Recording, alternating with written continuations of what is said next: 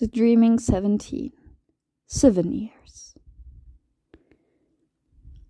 Sherman's March, Georgia. You thinking that's a Tim again, Lolly? You think maybe it's starting up again? You're just gonna keep a letting that kind of talk? Not a word. Not a fucking word, you understand me? Talk like that's just gonna happen, get people scared. The Dreaming, the citadel of the Corinthian. When the nightmare came back from Svartalfheim, came back with the kid, the hippogriff guarding the castle's gates, said they'd meant to prepare apartments for him before things got so out of hand. But this place he found instead, something shiny that fell from the heavens, or hells, eons ago, perfect for his purposes, and no courtly distractions or prying eyes. Better this way. The solitude, no one can hear him when he wakes, sweat cold and crying or screaming from the odd dreams that nightmares have. He'd rather there was no one else around to hear, to ask questions, or offer well-meant and empty comfort. These things are his, and his alone. An appetite someone else might have had once, someone he might have had before. Forgotten cravings remembered in crimson glimpses. The steering between his legs is there, not in spite of the things he sees, but because of them. And he thinks maybe he's beginning to understand the reason for the fall. Near Athens, Georgia. You sure his eyes were open? You sure he didn't close his eyes? That he knew what was happening? Gabriel Angel, I swear that pretty child never even blinked. An utterly fascinating volume, actually. Are you certain you've never read it? I don't really read that much, you know. Oh, that's a shame. Yes, I guess so. But you were saying something about... Ah, yes. Well, that particular book was Recurring Dream that Huygens was having toward the end of 1657, in which he was grinding a lens for a telescope 5 meters long and arguing endlessly with Isaac Newton about spermatozoa. I didn't mean about the book. What you were saying before that, why you wanted to talk to me? Oh yes, that. The Medal of the Corinthian. Yeah, that. I'm the one who actually discovered that the original incarnation of that nightmare was missing, you know? That he had left the dreaming. So you can understand my concern over this development. Yeah, I guess I can. Well, at any rate, a breach is a phenomenon similar in most respects and in its basic properties to a wormhole. Do you understand wormholes?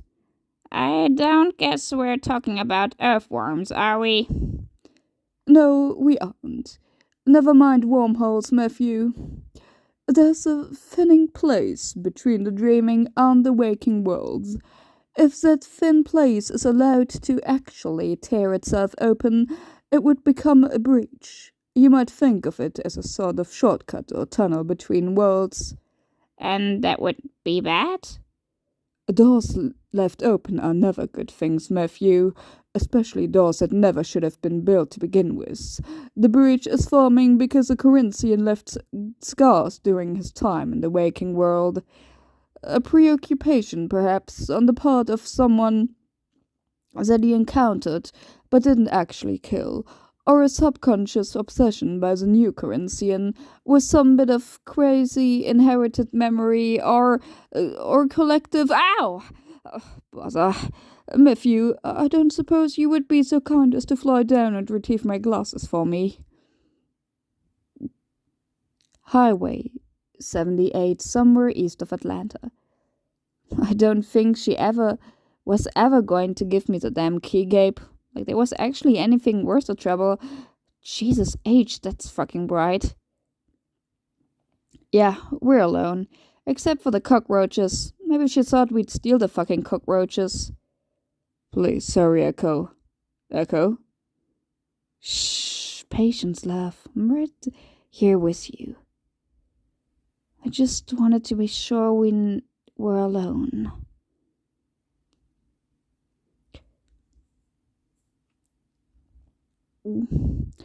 He gives me the creeping heebie-jeebies, that's why. Be that as it may, Matthew, we do what is required of us. A lot easier to just go and make a fuss when he knows he'd only have lost anyway, and there's always the off chance that he'll get lucky and the tumults or downdrafts will pluck him from the sky and toss him broken to the plains below. But he isn't feeling very lucky today, to tell the God's honest truth. Slipping out of the crackling haze that passes for daylight this far out into the polished mirror halls, and he would almost as soon close his eyes, fly headlong into the walls that rise and boil with a billion personal hells. But he suspects this would be an even worse place to be dead than alive. In fact, he's pretty goddamn sure of it. Hey there, Birdie. Yeah. Hey, if I'm interrupting something, I could maybe come back later, or not. You mean this? No. Actually, I was just about done with this. So, who sent you, Birdie? Assume you weren't just feeling neighborly? Lucian said, well, I really didn't understand most of it, but he thinks you might be considering doing what the first Corinthian did and, well, skipping out on us. And don't call me Birdie. The librarian should learn to keep his nose in his books and out of places where it isn't welcome. He was the one who had to tell the old boss when the first Corinthian left the dreaming. So he sent you to keep an eye on me? Why don't you save us both some time?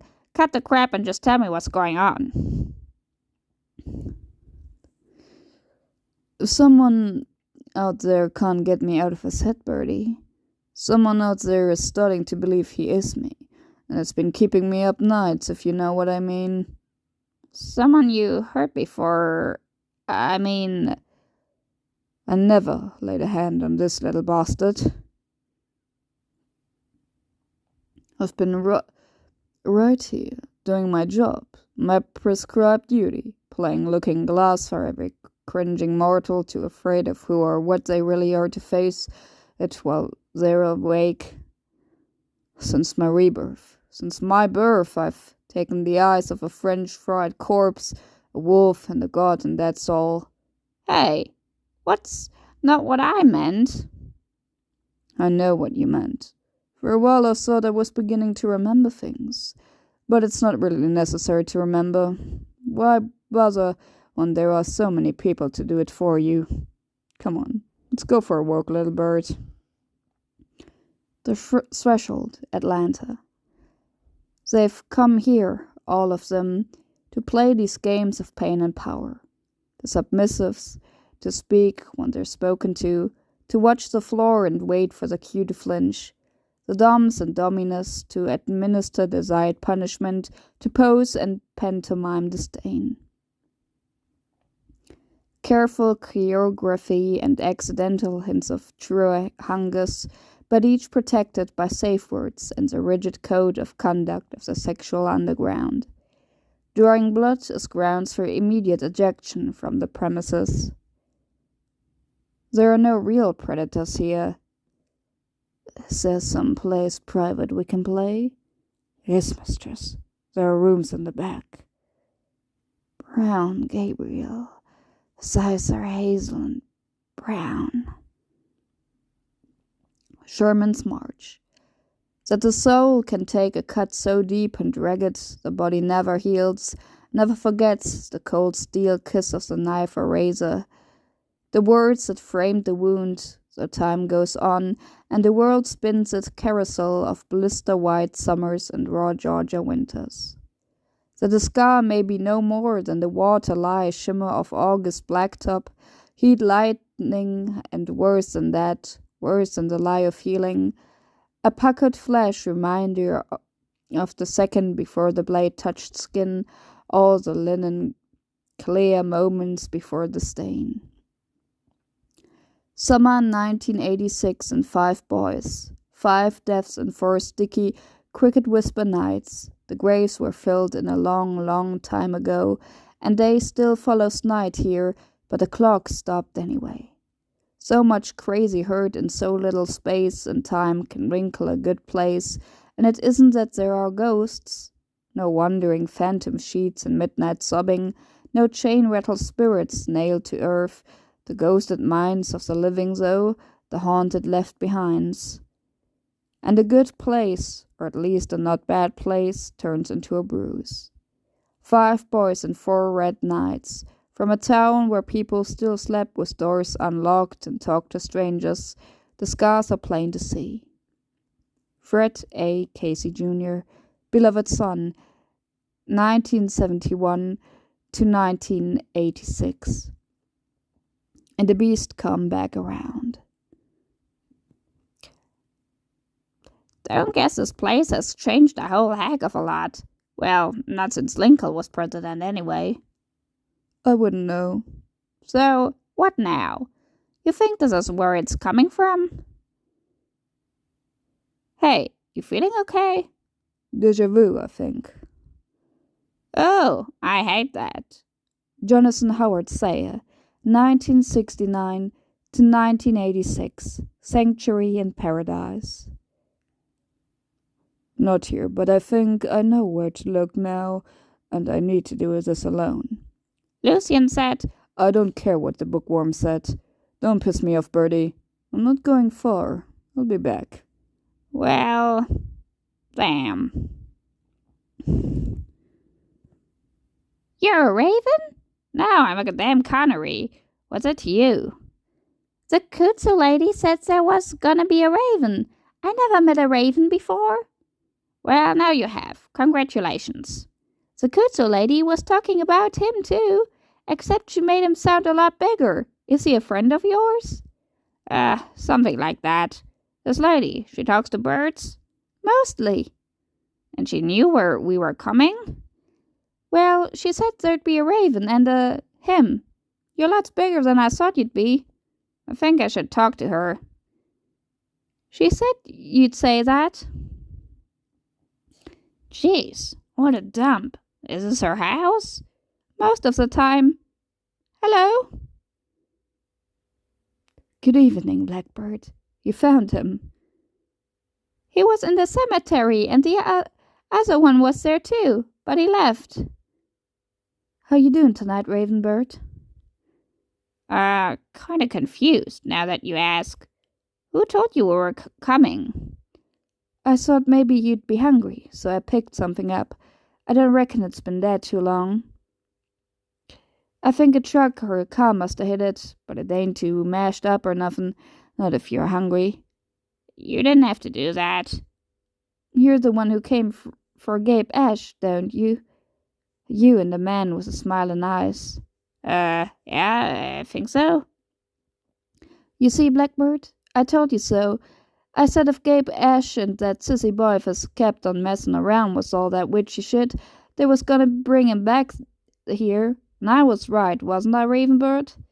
Well, not exactly, but probably close enough. So you just remember that Mr. Wink Wink, she's crazy as a June back in November, Mr. High and Mighty Blackbird? So, who's this Gabe Ash guy? Don't you already know? Didn't he tell you? No? Gabriel Ash. He got a vision from the man with the smiling eyes last time, only he didn't die like all the rest. Him and me, we were the only ones that saw the man and lived to tell, but he got Gabe's eyeballs. He's a faggot, you know. Who's a faggot? They gave Ash, that's who, and that city trash boy child that he brought back with him from Atlanta, that spooky one that dresses in women's clothes and like he was always on his way to your funeral. They don't know I watched them, but I do, Raven. I still got my eyes. I think maybe I better go now, but thanks for the rabbit. Yeah, well, you tell him I said they both got whatever he's gonna do coming to him. They spit at me. And tell him I'm ready for whatever it's my turn. I miss Johnny and nobody likes me anyway. You tell him that from me, Ravenbird. Johnny? He doesn't tell you nothing, does he? No, but I really kind of prefer it that way. Well, Johnny Sayer, my brother, that's who. The man will remember him. Johnny had eyes the color of the sky right before a summer thunderstorm. He'll remember. Atlanta. This is a very bad idea, Gabe. We're still way too close to the club. Gabriel, Christ, wait! Poor baby. I know it's terrible. I know it's so hard on you. You don't fucking know his hands, his face, and what he said. It hurts, Echo. God, it hurts, and you don't have any fucking idea how I was scared.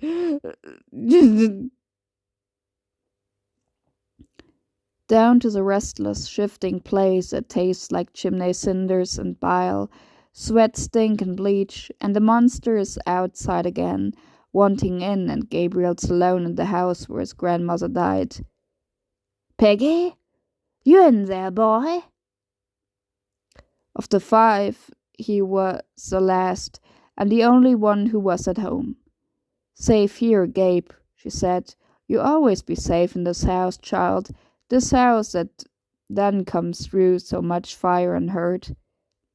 Open the door, boy. Open the door and let me in. This old house, safe as if it was built from bricks and no phone, though, and it was already late summer, dark days and no school to bring him into town where he might have heard what was happening. I can get in, Piggy. I can let myself in any time I want, so you're just wasting our time. Shh, Angel. It's just you and me now. Just you and me, and there's nothing out there half as bad as you. The nightmare knows exactly where he's going, as if he's walked this road before, which he hasn't. Not his memories drawn from his experiences, but memories nonetheless. There's no doubt what he'll find. He spent so much time on dread, the inevitable point of contact between past deeds and present fear, that these final steps are release. And finally, the sight of this house a strange relief. Hello? I'm back, he says, and of course there's no response. He knew there wouldn't be. But it breaks the cicada-riddled stillness, the stifling quiet, and he can't help but smile.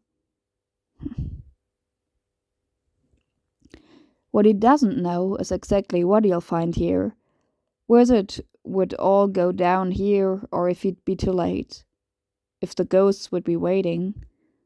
Open arms or borrowed tea for the prodigal. And now it's pretty clear he's missed the party altogether. Nothing left here but impressions, lingering like stale cigarette smoke in a bar, or the shell-shock calm that follows thunder. But some impressions are deeper than others. There you are, you smug son of a bitch. Do you want to hear about how sick I am of you? How sick I am of walking in your footsteps? I didn't think so.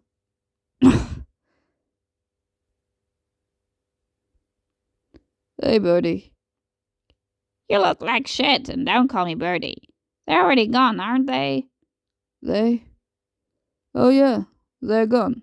We missed them. A possum, eh? Ugly bastards. You done with it? There's something I'm supposed to do. I think I know what's happening now. Yeah? What's that? Someone's been calling me. And I don't think the stupid son of a bitch even knows that he's doing it.